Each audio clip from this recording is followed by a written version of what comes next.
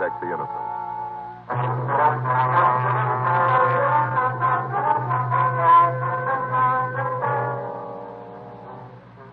You're a detective sergeant. You're assigned to robbery detail. A hold-up man has robbed the owner of a neighborhood grocery store. The victim has been beaten unmercifully with a sawed-off shotgun. The assailant has escaped into the city without a trace. Your job, find him.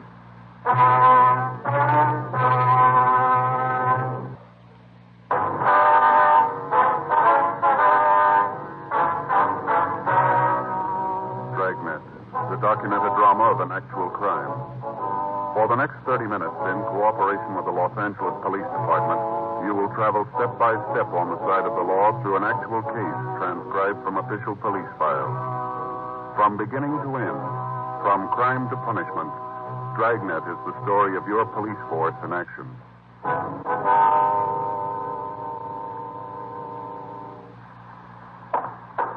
It was Wednesday, February 18th. It was raining in Los Angeles. We were working the day watch out of robbery detail. My partner's Frank Smith. The boss is Chief of Detective Thad Brown. My name's Friday. The office had called me at 3:46 a.m. By the time I got dressed and out in front of my apartment, it was 3:59 a.m. Frank was there waiting to pick me up. What's the best way to get there? Down the freeway, I guess, and cut over on the Liso, huh? All right. Who called you, the hospital or the office? The office said that Bailey had regained consciousness. We might be able to talk to him now. The rain's going to slow us down. Well, I'd better use the light and siren, Frank. We may not have much time. Huh? The way the skipper put it to me on the phone. Yeah? They still don't know if Bailey's going to live.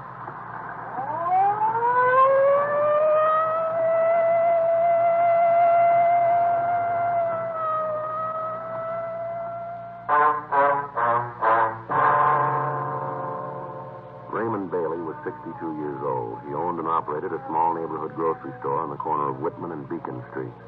2 days before, on Monday night, a man had entered the store and at the point of a sawed-off shotgun had robbed Bailey. After emptying the cash register and the safe, he slugged the elderly man with the barrel of the gun and he fled. Bailey had been rushed to Georgia Street Receiving Hospital and then transferred to the county hospital for treatment. For the past 2 days, he'd been under heavy sedative and he'd been in a coma. He was suffering from a skull fracture, cuts, and bruises. His condition was listed as critical, and we left word to be called the minute he regained consciousness.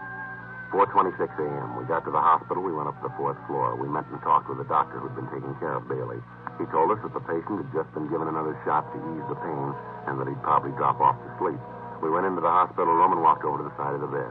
It was a few minutes before the old man started to talk. I'll tell you what I remember. All seemed kind of far away, like I read about it in a book. Not like it really happened to me. All right, sir, if you just tell it in your own words if you can. What time is it? It's 4:45, Mr. Bailey. Who's that? I'm Frank Smith. Oh, you a policeman, too? Yes, sir. Oh, 4:45, huh? That day or night? It's in the morning, sir. I sure have been out. If you tell us what happened, sir. How many of you are there in here? We're just the two of us. Yeah. Way they got my head all bandaged, can't see. Say, officer. Yes, sir? Doctor said this is Wednesday. Is that true? Yes, sir, that's right. Wednesday the 18th. I can't figure where the time's gone. It can't be Wednesday. Why do you have to agree with him? Why don't you tell me for true? Well, sir, you've been asleep for a couple of days. Really? Yes, sir. Been pretty sick, huh? That's what they tell us. Mm-hmm. Seems like every time I turn around and give me another shot. Takes the pain away, but makes everything seem far away, like nothing was really happening to me. Yes, sir, we understand. Think you could go on with the story? Yeah. Hey, this fella came in Monday night. It was raining. Wasn't much business. I was figuring on closing when he came in. Took one of the carts and started to pick up stuff off the counter. Yes, sir. Well, the fella picked up a lot of stuff. Had a shopping bag with him, hung it on the cart. I figured that I'd have to check the bag when he got the check stand. We had a lot of shoplifting lately. I see. Well, after he looked the store over, he came up to the check stand. I checked out the stuff he had. Came to over $5. Picked out all kinds of things. Most of them imported. I see. These were all groceries, were they? Yes. I had the stuff, and it come to a little over $5. Oh, I got exactly how much. A little over $5. All right, sir. After I got everything all told up, well, I asked him if I could put it in the shopping bag for him. I didn't want to come right out and ask to see in it. After all, he might have just moved in the neighborhood, and I haven't got that many regulars that I can insult him. Yes, sir. That's when he pulled the gun. Pulled it right out of the shopping bag. Now, you saw that it was a shotgun, did you? Yes, sir. The barrel was short. I guess it'd been sawed off. Mm-hmm. He pointed at me and told me to give him the money in the cash register. All right, sir. And then he told me to lay down on the floor and stay there for 5 minutes and not to move. Mm-hmm. I was going to do it. I wasn't going to give him any trouble. Money doesn't mean that much to me. You get to be my age, 62, and it's more important in your life than how much money you got. Yes, sir. A lot more important. Yes, sir. Well, I was just going to do like you said when Mrs. Colton came into the store. She's one of my regular customers, you know. I see. She saw the fellow with the gun, and she let out a scream. I tried to tell her to keep quiet, but before I could say much of anything, the fellow turned around and hit me with a gun. Oh, I say, hit me just about as hard as he could. I kind of remember the sirens coming, but after that, it's kind of hazy. Like it didn't really happen to me, like I read about it. I see, sir. Now, can you tell us what the man looked like? Yes, I guess I can. A bit before I do, though, Yes, sir. would you tell me what time it really is? Well, right now it's 4:50, Mr. Bailey. 4:50 a.m. Wednesday morning? Yes, sir, that's right. I don't think it's very nice, you fellas, play a joke like this on the old man.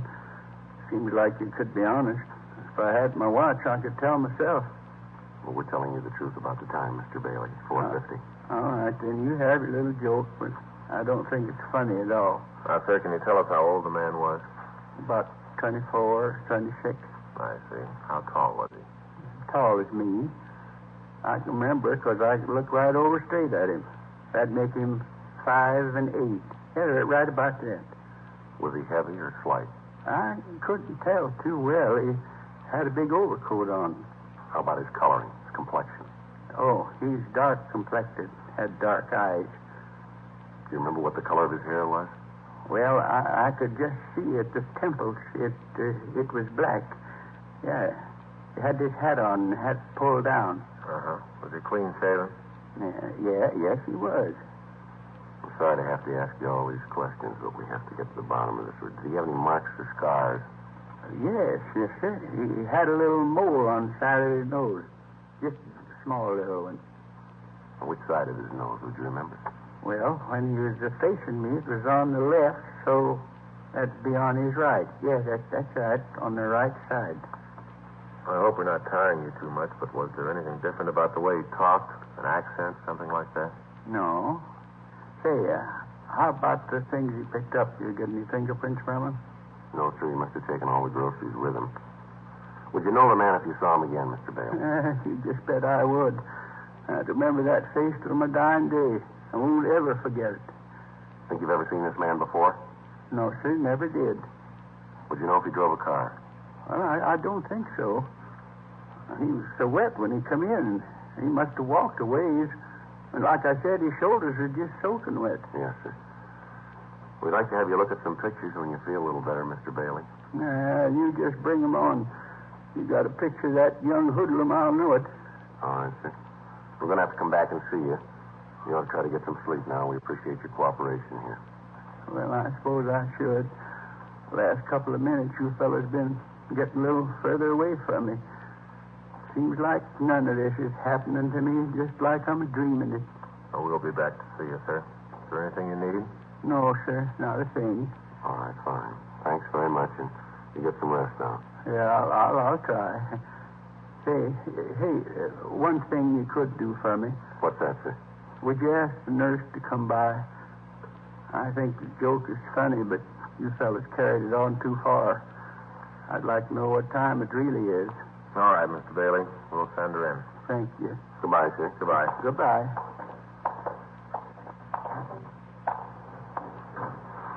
Pardon me, nurse. Yes? What if you check Mr. Bailey in there? He'd like to know what time it is. He's been asking the same question the last 2 days. He won't seem to believe any of us. Would You know where you could find Dr. Cardell? Yes, sir, just down the hall, 2 doors past the turn. Thank you very much. I'd like to find out when they'd be able to look at those mug shots. Yeah, it's got a good description. It'll make it easier. Yeah. I guess this is it. 2 doors past the turn. Yeah. Come in. Sorry to bother you again, Doctor. That's all right. What can I do for you? We were wondering when it would be possible for Mr. Bailey to look at some pictures for us. I mean, when he's well enough. Well, with the way he's been reacting to treatment, he'll live. Yes, sir. But you saw the bandage. Yes, sir. He's totally blind.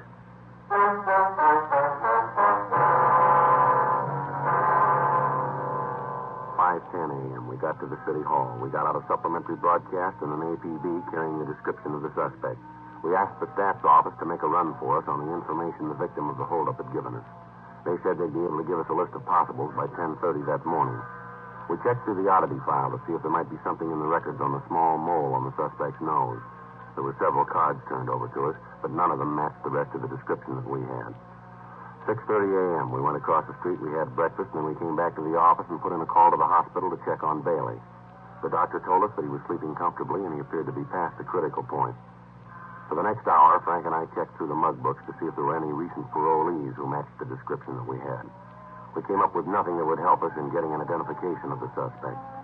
The woman customer of the store mentioned by Bailey in his report of the crime had been questioned thoroughly, but she was unable to give us any additional information on the holdup man.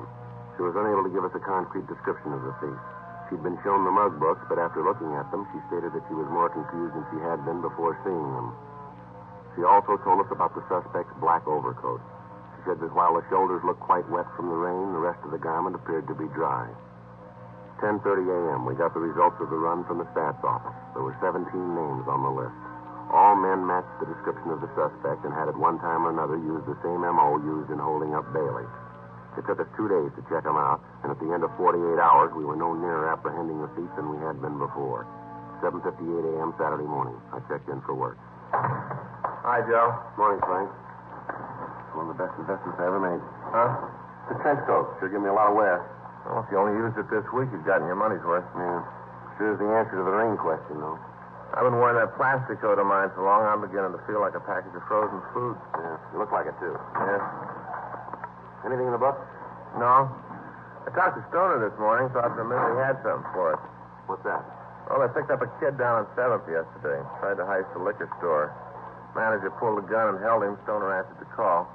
But at first, it might be the guy we're looking for. Didn't check out, though, huh? No. Kid just got in town yesterday morning, broke and hungry. You know, I got to thinking about that Bailey thing last night. Yeah? Well, what he said about the suspect's coat. What do you mean? Well, you remember that Bailey said the guy didn't look very wet, just the shoulders on the coat. Well, no, Joe. Bailey didn't say exactly that. He said the shoulders on the coat looked wet, but it was that woman customer we talked to, that Mrs. Colton. She's the one that told us the coat looked dry except the shoulders. Yeah, well, that's the point I'm trying to make. I don't remember who said it. But if just his shoulders were wet, the way the rain was coming down out there, he couldn't have walked far and come in out of it that dry, could he? No. There's no bus or streetcar lines within 6 blocks of Bailey's store. We know he doesn't live close to the store. He had to come in a car. Nobody saw one, though. Yeah.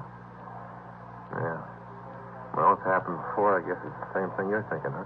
Well, could have took a cab. Maybe. Well, let's run it down. Better than standing still. There are 22 taxi cab companies listed in the phone directory, all serving the downtown Los Angeles area. Each of these companies may have from 6 to several hundred cabs in service at any given time. Each driver might make as many as 6 trips an hour. In wet weather, the cab traffic is almost double that of any normal day. As a result of the number of possibilities, Frank and I spent the next week going through driver's way bills, checking for a cab that dropped off a customer near the corner of Virgil Avenue and Bimini Place at approximately 9:30 p.m. on the date of the robbery. After checking the reports, we came up with one trip that looked good. A driver had picked up a passenger at the corner of Mariposa and Wilshire Boulevard and had dropped him 1 block from Bailey's store, waited for him, and then driven him downtown.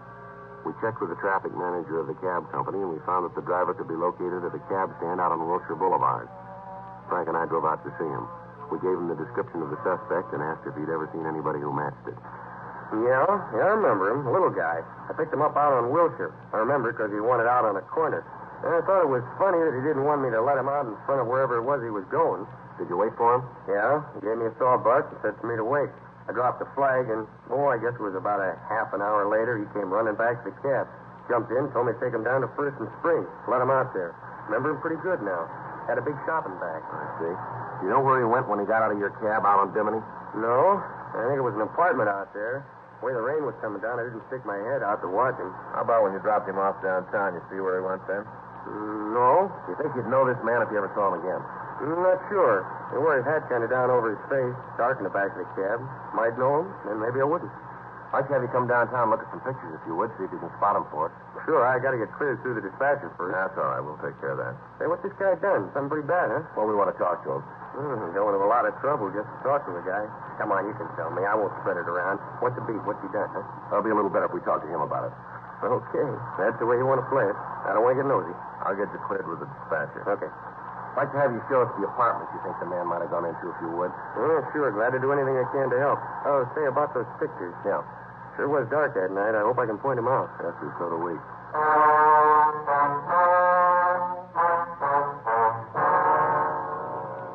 We took the cab driver downtown, and he went through the mug books, but he was unable to come up with an identification. The neighborhoods where he'd picked up the suspect and where he dropped him off were checked. None of the people in the vicinity could tell us anything. The usual channels of information were checked, but they yielded no new information. It had been 10 days since the holdup, and we were no nearer to finding the suspect than we'd been the day after the robbery. Another week passed without result. The thief had dropped from sight. We still had no idea where he was. On Tuesday, March 10th, we got the answer. Hot shot, I'll get it.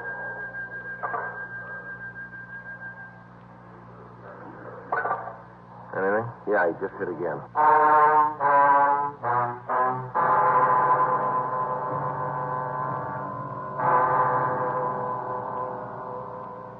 The description of the M.O. the thief had used was the same as he'd employed in holding up Bailey. During the following 3 days, he hit 3 more times. Each time he got away without a trace. From the information we were able to get, it became apparent that he was using taxicabs to get to and from the scene of the holdup. We checked the cab companies and got their full cooperation. They agreed to help us as much as they could, but explained that with the tremendous volume of business that they handled each day, it would be almost impossible to check every passenger that the drivers carried. We got out printed descriptions of the suspect, giving detailed information of the hat and the coat that he wore, the shopping bag that he carried, and the fact that he asked the drivers to wait for him.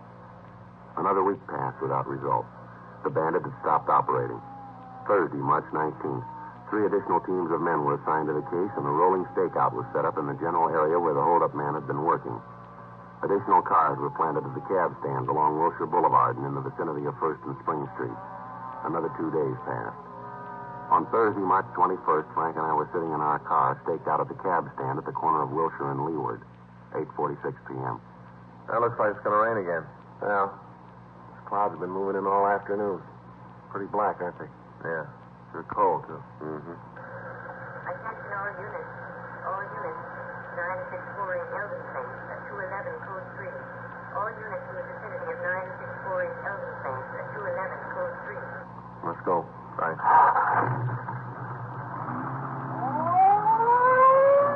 Couple blocks over. Yeah.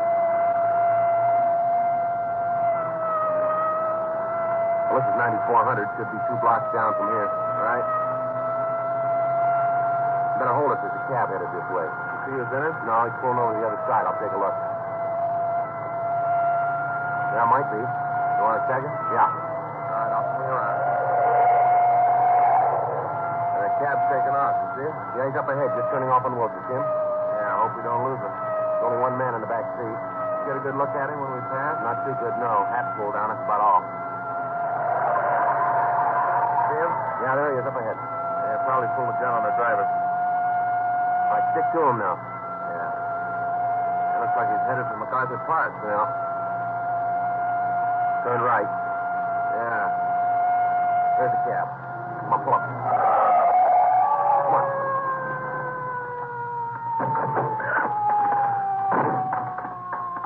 I couldn't stop. He said he'd kill me if I did. He had the gun pointing right at me. You see where he went? Yeah, he ran over there in the park. Good, I'll check it. I didn't know what it was all about. He said if I didn't keep driving, he'd kill me. That's all right. You stay here. I'll be right back. Yeah, sure. Joe? Yeah. You see him? No, he got away. Maybe we got something to go on. Yeah. He dropped his shotgun.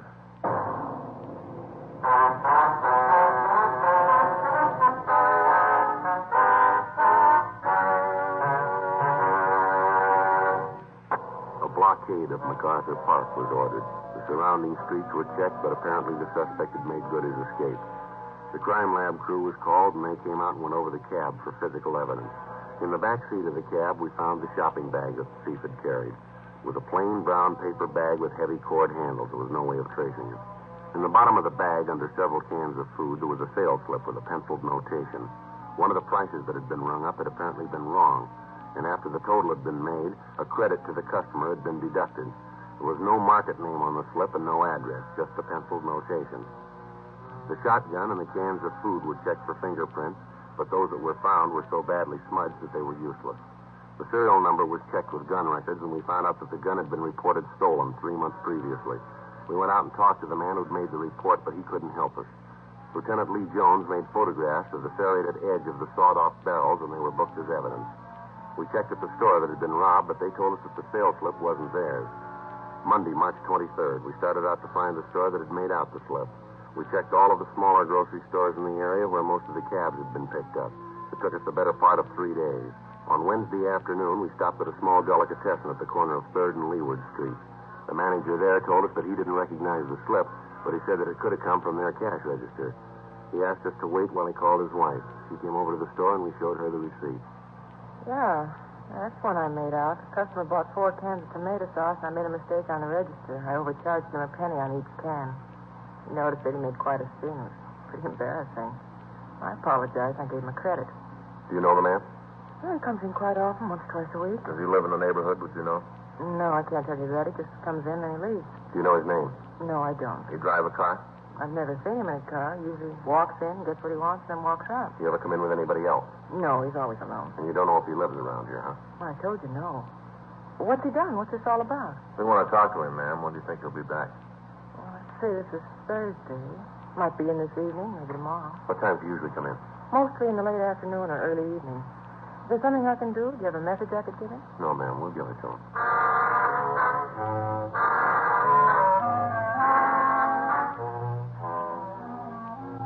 We called the office and told them where we were. Sergeants Murphy and Rafferty were sent out to help us cover the place. They'd stopped by the business office and brought out 2 shotguns for us. Frank and I checked the small store for some place to stake out. The only place we could find where we could keep the entire store under observation and yet not be seen ourselves was on top of one of the large refrigerators that held frozen foods and dairy products. Murphy and Rafferty took up their positions outside of the store, and we waited. At 5:30, it started to rain again. There was no sign of the suspect. 7 p.m., 8 p.m., still no sign of him, and the rain got heavier. 8:30, 9 p.m. Oh, every time this thing switches on, it feels like the dentist is working on the teeth. There's not much room up here.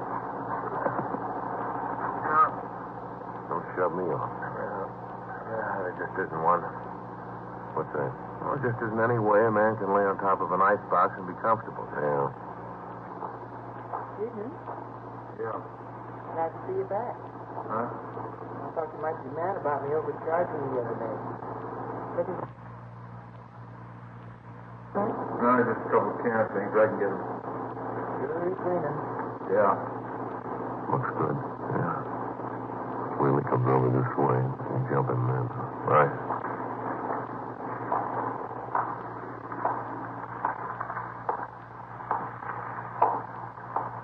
All right, now.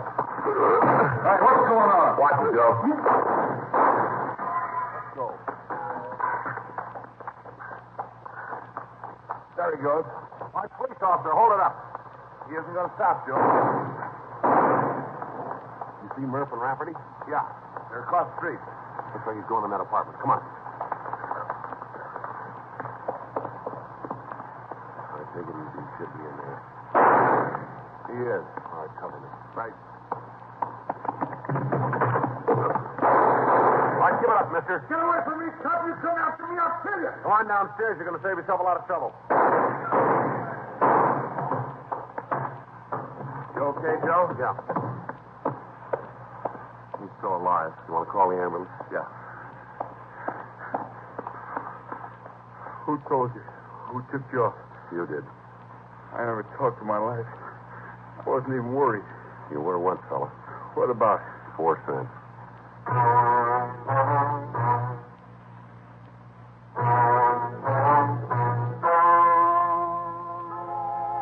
story you have just heard is true.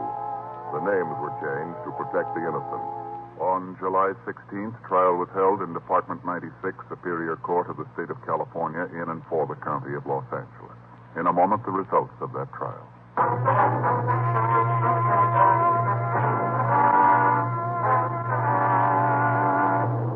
Earl Russell Craig was tried and convicted on 3 counts of robbery in the first degree and 1 count of assault with a deadly weapon. Robbery in the first degree is punishable by imprisonment in the state penitentiary for a period of not less than 5 years. Assault with a deadly weapon is punishable by imprisonment for a period not to exceed 10 years.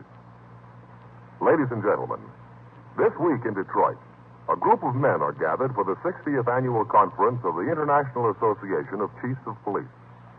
Dragnet sends best wishes to the top law enforcement officers in the nation and thanks them for the protection they daily give to our homes and families.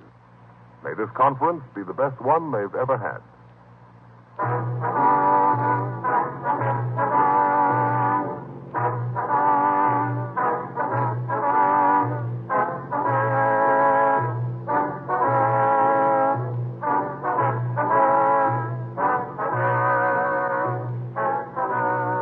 You have just heard Dragnet, a series of authentic cases from official files.